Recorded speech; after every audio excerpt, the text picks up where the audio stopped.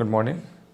So now we will continue our CCE, continuous cardiac education, and our topic is regional anesthesia in the cardiac surgery. I am Dr. Abhishek Verma, assistant professor in the CTB department. So here, first of all, we know how the spinal nerve form and how they supply the dermatomes. First, this is a beautiful diagram, and I'm showing the dorsal root and the ventral roots coming from the spinal cord. From ventral roots and dorsal roots combine and form the spinal nerves, and form a spinal nerve. From there, they divide, bifurcate into the dorsal ramus and the ventral ramus. These are the white and gray ramus. It actually is a branch. Ramus is called as branch, and it is a connecting link between the sympathetic ganglion. White ramus carry the preganglionic fiber to the sympathetic ganglion, and from sympathetic ganglion the postganglionic fibers came, and via gray matter is come into the ventral roots and supply the dermatome. So our aim in this cardiac surgery is control the pain with the multimodal modalities. See, in cardiac surgery, we have to give the general anesthesia, and in general anesthesia, we will give IV opioids or in very high dose, approximate 5 to 10 mics per kg loading, followed by 2 mics per kg per hour with the infusion. So it is too much opioid we use in the general anesthesia, and if we want to decrease that opioid, because opioid has some side effect, like if you see this slide in which there are many side effects of the opioid like GIT, constipation, nausea, vomiting, cutaneous side effects, some the neurological side effect and the autonomic side effect. So these, if we want to decrease these, we have to add some regional blockage in the general anesthesia. So dose of the opioids will decrease, and also it will block the spinal nerve and control their BP and the heart rate. There are some benefits of doing this regional block in this cardiac surgery. See, our area of interest where we have to block, we have to see in next slide. Mostly our area of interest is the sternum, because we cut the sternum to reach the mediastinum and the heart. So we have to cut the sternum, there is a rib fracture sometime, we have to put just drainage after surgery. And if we are going for the transapical approach for the total aortic wall replacement, we have to place the incision and the fifth intercostal space or the fourth intercostal space depending upon the choice. And in MICS, minimally invasive cardiac surgery, we have to put the camera port and we have to put incision. In incision, we depending upon which surgery we are doing, we have to put incision according to that. If we are doing the mitral valve surgery or aortic valve surgery, we put the incision in the right side of the chest, and if we are doing the CVG, we have the minimally invasive CVG, we go for the left side and fourth or fifth intercostal space depending upon the surgeon choice and heart. So why regional anesthesia is important in the cardiac surgery? Actually, pain increase the myocardial oxygen demand to the heart, and it increase the heart rate. Increase heart rate, increase myocardial oxygen demand to the heart. That is avoidable. So we have to decrease it and keep it within the physiological range. So our target is to maintain the heart rate and the BP in the physiological range. So if we decrease the pain in this cardiac surgery or in post-op patient, then we are able to extubate the patient very early. And if the patient extubated very early, then we can mobilize the patient early and involve the patient in the exercise like spirometry, weight bearing. So recovery is very fast if we extubate the patient early, and their BP and the heart rate remain in the physiological range. So overall, we have to decrease our ICU stay and also hospital stay. So overall ICU stay and hospital stay decrease, the cost of treatment is also decreased. And we are seeing if we are extubate the patient very early and involvement of exercise very early, then the post-op pulmonary complication will decrease, because in GA there is some atelectasis can happen after the GA in the basal, or you can say posterior part of the lung, that is resolved after the spirometry. See, pain management is mostly done in the anesthesia by the IV opioids and via the Non-opiates means we can use a paracetamol, we can use the gabapentin and etc. And we, in additional to that, we can do central block, or you can say we can do the peripheral nerve block. Central includes like we can do thoracic epidural anesthesia, spinal anesthesia, caudal anesthesia in the pediatric patient, and we also put paravertebral block, or sometimes we will place the catheter over there. So they block the spinal nerves sometimes, and also in the ventral roots also. So starting with the central block, we will discuss one by one all the peripheral blocks we can use in the cardiac surgery.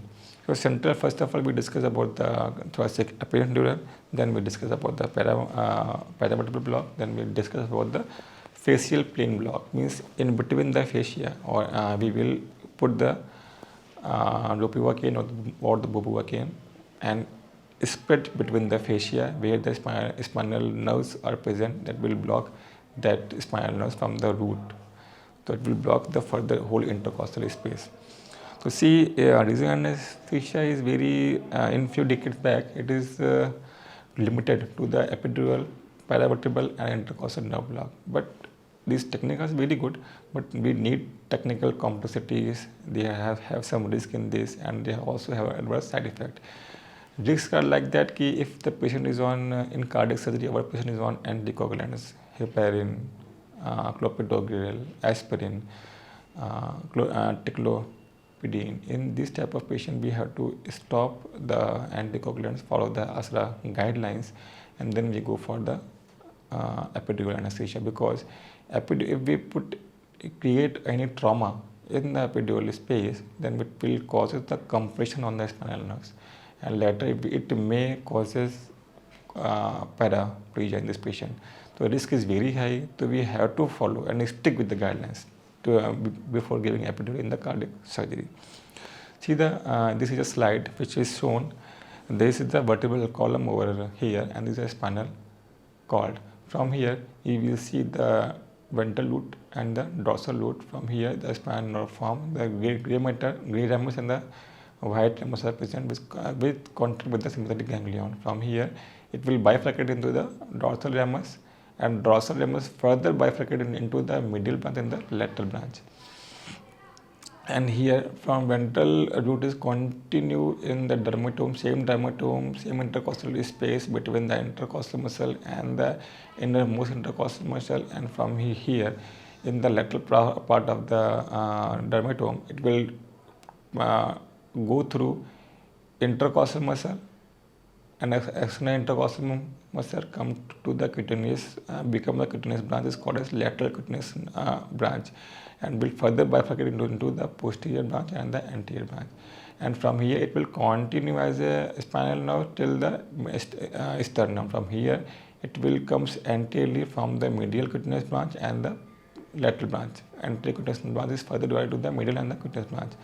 So if we see this whole dermatome is divided into the three parts. So first is this part is the anterior medial part, and this part is the posterior anterior lateral part, and lastly this part is the posterior part.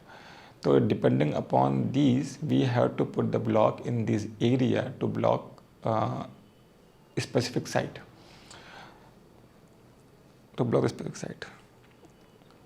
So now the use of the ultrasound is increased in the in cardiac surgery.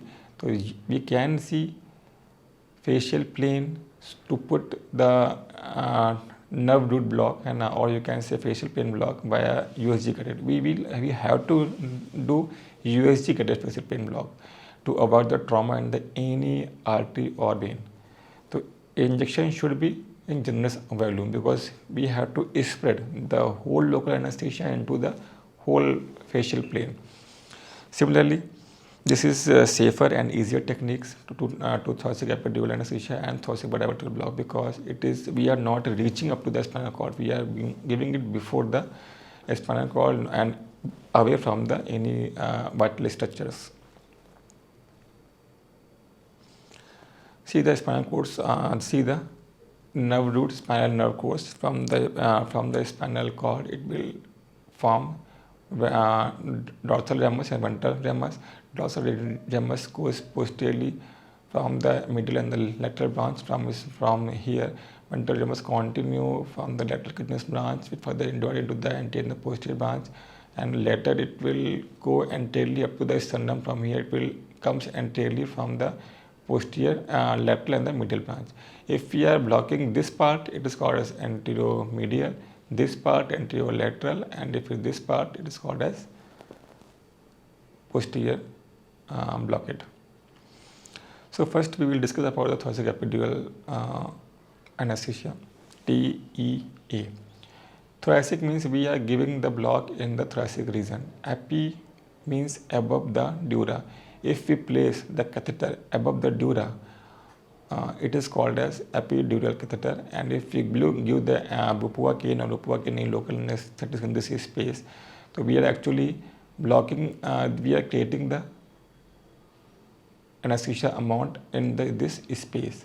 This is a space where the ventral and the ramus roots are arising. So we are blocking the nerve is before forming the spinal cord, spinal roots.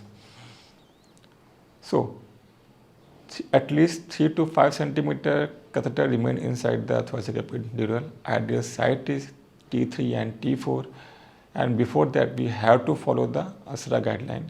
We have to stop heparin. If a patient is on heparin or clopidogrel, we have to stop it according to the guidelines.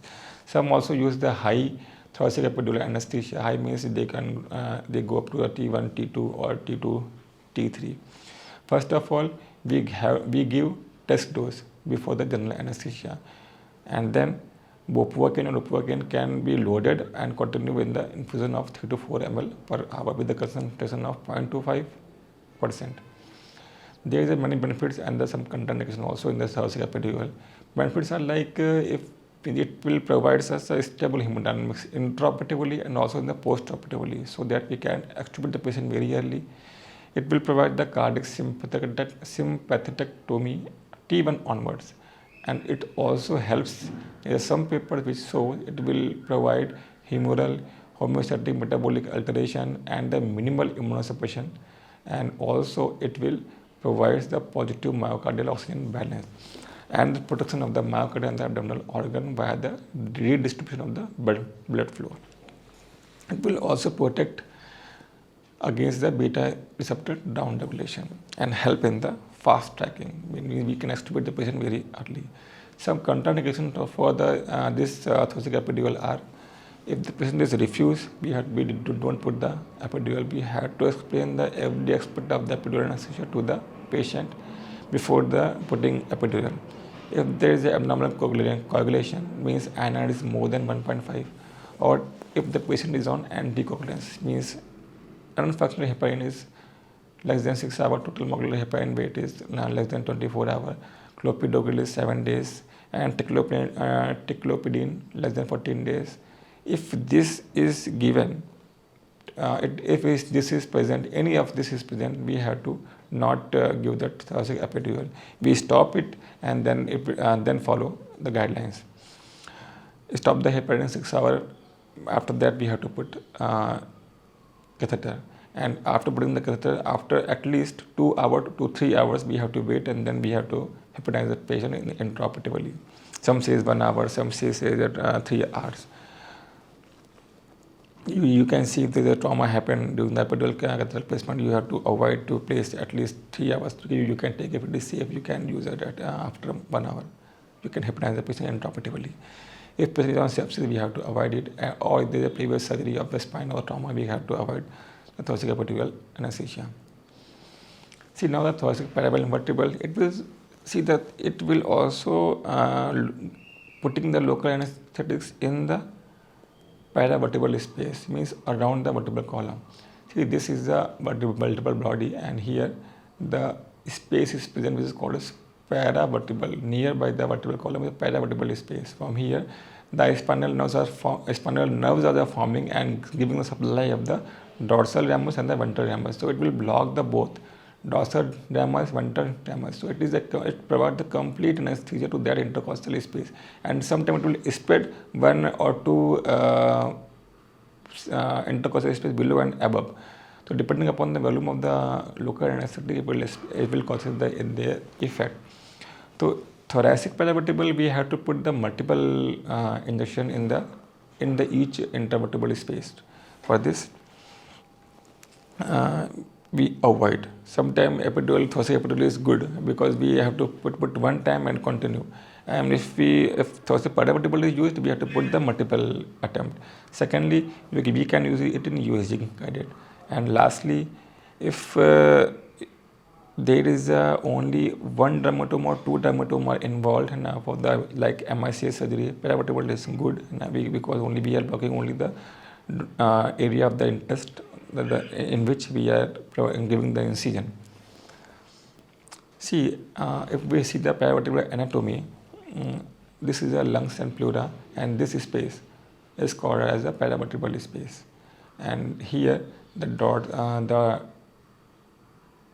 ventral ramus is going on, and from here the dorsal root is present.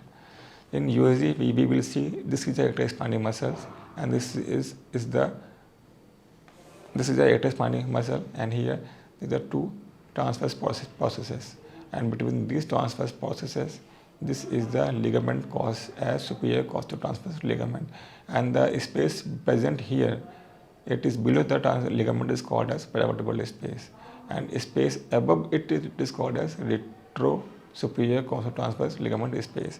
Sometimes if we put the needle in this space between the two transverse processes, it is called as MTP block, mid transverse thoracic process plane block. So that can also provide blockage to the dorsal root, and if we give the much amount, it will percolate via this ligament. There is a slit in this ligament. From here, it will also block the ventral ramus, so it can provide the effect to the ventral ramus also. So see, if we are putting the needle in this space, in next diagram we will show you. If this diagram, if we put the needle in this space, and which causes the depression of the pleura, it means our block is successful, and if we are below the ligament. If we are above the ligament, the pleura is not depressed. So we have to see, so for the successful block, pleura should be depressed. And in anatomy, we will also see the one diagram. If you see from inside the thorax, this is the pleura, and this is the ventral ramus. See, after removing the pleura, the ventral ramus is coming from the slits, and dorsal ramus go posteriorly. If you come via posterior side, we have to block only the dorsal ramus, and if we give the much more amount, that local will goes inside, and via slit will also block the ventral ramus. We have to position in we can use in plane or out plane techniques via USG guided. This is a USG probe. We via give by the in plane approach. This is called in plane, and this is the out plane approach. We go place the needle from the side of the USG probe. So this is the cephald, and this is the caudal position. We go from the cephald or from the caudal and reach up to this space, and here we put the local anesthetics approximately 1 to 2 ml. We will see here it is bulging, and after desired space, if we put, see, this is pleura is straight, and from after giving the blockage, the pleura is depressed. So from here, this pleura is straight and is depressed. It is depression of the pleura is confirmation you are in the right plane and your block is successful. 4 to 5 ml of local anesthesia given in the each vertebral space. If we increase the amount, then we can also use only T3 or T4 level, 12.5 ml, or if we want only single pick, we give T4 level, 25 ml. It will go 2 or 3 segment up and down, but effect is maybe patchy depending upon the slit and the perfusion, or you can say percolation of the local anesthetics in that segment. Now we discuss about the facial plane block. So see that this diagram we will discuss. This is the anterior medial part, anterior lateral part, and the posterior part. So depending upon these three part, we have divided the upper anesthesia into the block into the three part: anterior middle chest wall block, anterior lateral chest wall block and the posterior chest wall block. The first we will discuss the anterior medial chest wall block. Means we are blocking this here, anterior medial chest wall. These are the lateral and medial intercostal branches. These are lateral. This is the lateral pectoral, medial pectoral. These are the medial supraclavicular nerve. These are the long thoracic nerve. We have to block this here. It is called as anterior medial blockage. So there are two blockages in this category. First is transverse thoracic plane block, and second is pectointercostal facial plane block. First of all, we discuss about the transverse thoracic plane block. See, from the sternum 2 cm lateral to the sternum, we put the probe over here, and we will find 2 cm probe. We put the probe over here and find this anatomy. Here we see the ribs 3 and rib 4 are present, and this is the transverse thoracic muscle, and above that it is the intercostal muscle. So the space above the transverse thoracic muscle is called as transverse thoracic plane. We put the local anesthesia in this plane, and it will block the anterior cutaneous branch of the spinal nerve, and we supply it further divided to the lateral and the medial portion. It will block from the root. So, and this space is communicate between the various segments. So only one dose, or you can say approximately 20 to 25 ml is enough to spread to whole sternum, or it can block the whole sternum. In next diagram is the cartoon diagram. You will show this is the pleura, this is the transverse thoracic muscle, and this is the pectoralis major muscle, and this is the intercostal muscle. So this plane is called as thoracic plane, and if put the local anesthesia in this plane, it is called as thoracic plane block. And second is pectointercostal facial plane block.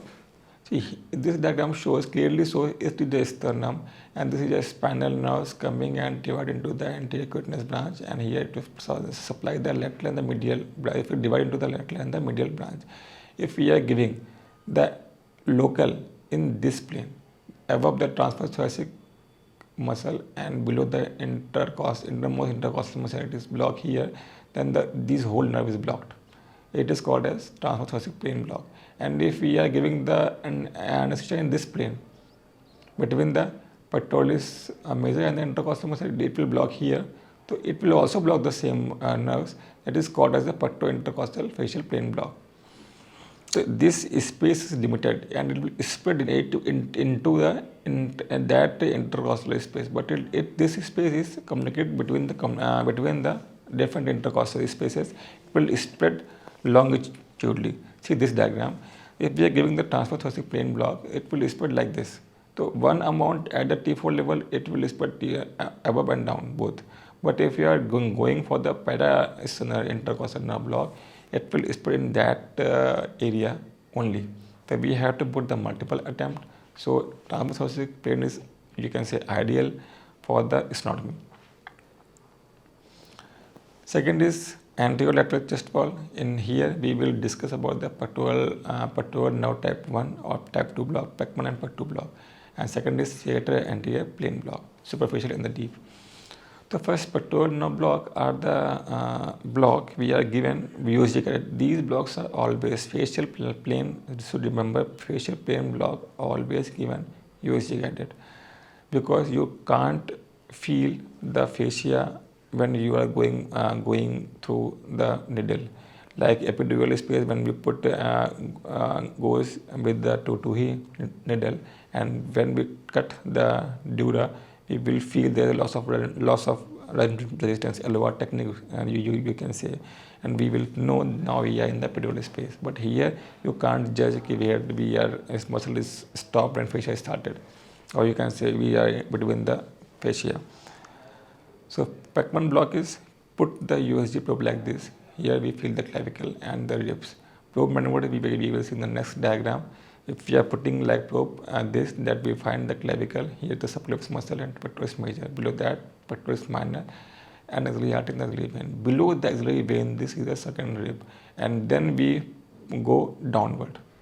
When we go downward, these vessels are obliterated, or you can say they found here, and 2, 3 and 2, 3 dips are present. Dip second and third, we will find the pleura, pectoralis minor and the pectoralis major. And we further go down at the level of third rib and the fourth rib, we will see there is a pectoralis major and the minor, and between this there is a thoracoacromial artery. This is a landmark for the pec 1 block. And here the serratus muscle is started. It is starting of the serratus anterior is seen. So this block, and if this is a plane between the pectoralis minor and the serratus anterior, it is called as pec 2 block. Pec 1 block is given in this plane and pec 2 is in this plane. See, the next diagram clearly shows the probe maneuver. We have to place the perpendicular first and find the pectoralis major, minor and the artery. And then we rotate toward the medial, and medially we will see the ribs. If we are seeing here, from here, we will find below the axillary vein there is a second ribs. And after that, we go caudally down. Then we will find the fourth and the third ribs, and it is the pectoralis major muscle, minor and the serratus anterior. And see, the landmark is our artery. From here we go to first we give the block in the set between the pectoralis minor and the serratus anterior is called as pec 1 block, pec 2 block, and later after giving this block we go in this plane between the pectoralis major and the minor. It is called as pec 1 block. In summary, we will see pec 1 block is between the major and the minor, and pec 2 is between the pectoralis minor and the serratus anterior. So overall volume 30 ml of 0.25 levobupropion is used, which is divided into the 10 ml for the pec 1 block and 20 ml for the pec 2 block, and it should be used bilaterally. And the position is most commonly is toward head, and you have stay toward the head of the patient and see the USG. You can stand on that side also, but head end is ideal. Our landmark is 3 to 4 ribs and the pectoral branch of the thoracoacromial artery, and we will see the pleura and also see the needle tip where it is going. And between the fascia, when we reach the fascia, we give the 1 or 2 ml of the normal saline. See, we are in that space or we are in the intramuscular. If we are in the space, the fascia will split. Then we have to give the whole 10 ml or 20 ml depending upon which block we are giving.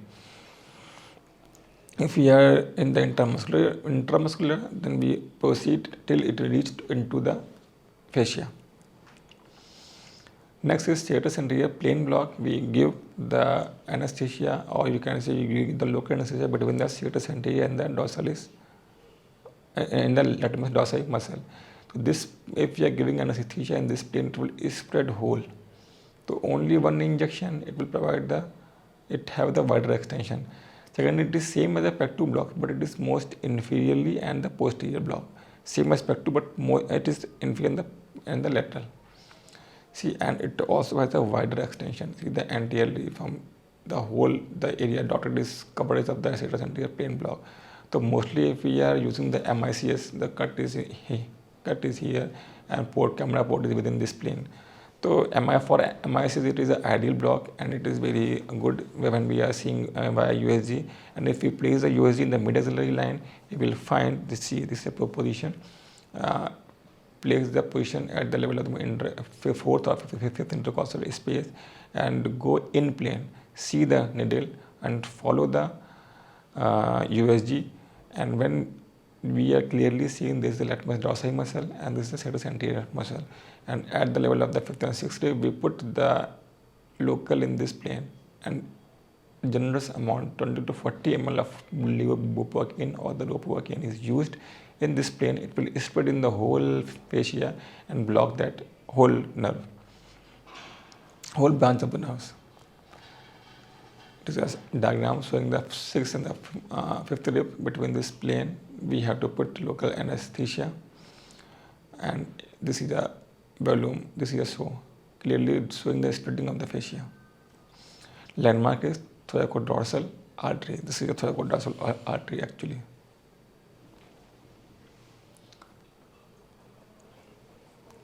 And this is a thoracodorsal artery, and we are putting the needle over here, and after giving 1 to 2 ml of volume, there is splitting of the fascia. Then we go for the good volume, and after putting whole volume, it will again collapse. In summary, the nerve involves are the net liquitinous branches of T2 and T9, intercostobrachial nerves, long thoracic nerve, and the thoracodorsal nerve. Cerebrospinal plane is a more block is a more inferior and the posterior than PEC2 block. It also have a wider extension. Position is lateral or supine. 20 to 40 ml of the bupropion or bupropion can be used, and probe position is a mid-axillary line at the level of the nipple and use in plane technique for the cerebrospinal plane block. Then we discuss about the posterior chest wall plane block. We will discuss MTP block. It is midpoint between the transverse process of the pleura. So as we see the diagram, MTP is between the transverse process between them. It will percolate via that slits and goes into the anteriorly in the perivertebral space also. That effect may be depending upon the amount of the drug what you are using and concentration. It will block the dorsal ramus, and sometime if they are giving a large amount, it will also block the ventral ramus.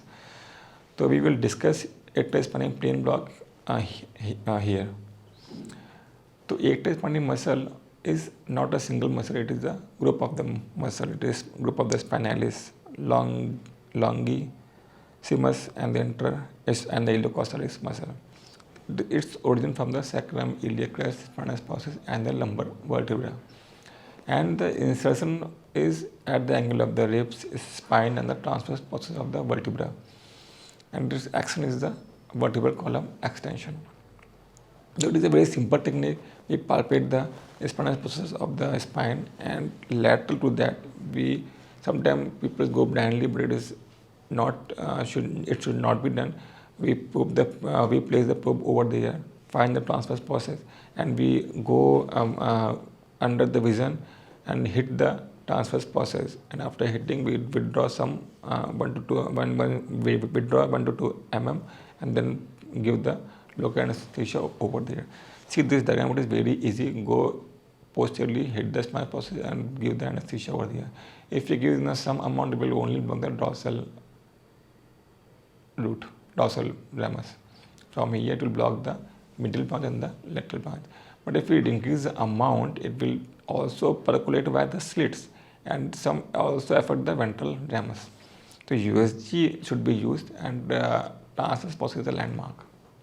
And that block can be used for the thoracic surgery, in the cardiac, abdominal, and the lumbar also. In all positions, you can use in the supine position, you can use in the upright position, and you can use in the lateral position. In any position, you can put the erectile spinae plane block. In USG PPIC, first you will place the USG, you will find the spinous process, and from here you will find the transverse process of the spine. First we identify the transverse process, then you can rotate your probe and go via the in-plane technique. If you rotate the probe and go via the in-plane technique, we will find this transverse process, and we go from the caudal, or you can go from the cephal direction. We go here, hit the this spine, and put the local anesthesia. See, this is our needle, and we are giving 2 to 3 ml, and found it is in right plane. Then we give the total 20 ml balloon, it will spread in that plane. But it will spread in that plane, but some amount of the blood diffuse and percolate via the slits later and comes into the ventral ramus. So it sometimes causes sometimes was mostly depending upon the amount of the drugs also block the ventral ramus. So this is a cadaveric study in which they put the methylene blue dye injected and found the spread of the spread through the costotransverse foramen toward the dorsal and the ventral ramus. Here we put this is methylene blue, and we found only the dorsal ramus is colored after giving the erectile spinae block. But if we increase the amount, it will percolate via the